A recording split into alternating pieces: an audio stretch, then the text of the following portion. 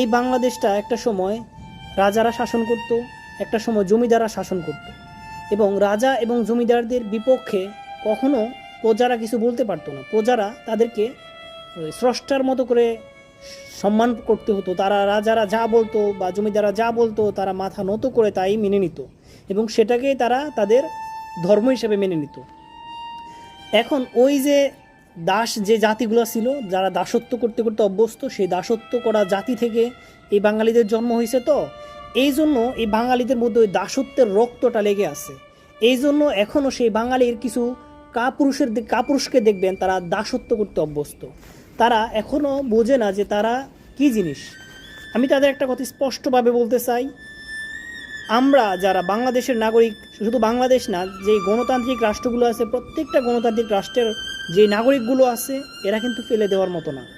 এই এই নাগরিকগুলা হলো রাষ্ট্রের শক্তি। এই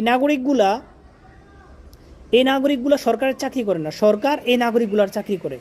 আমাদের ভ্যাট ট্যাক্সের টাকা, আমাদের সব আমাদের আমাদের সকল ভ্যাট ট্যাক্স এবং যত সরকারি যত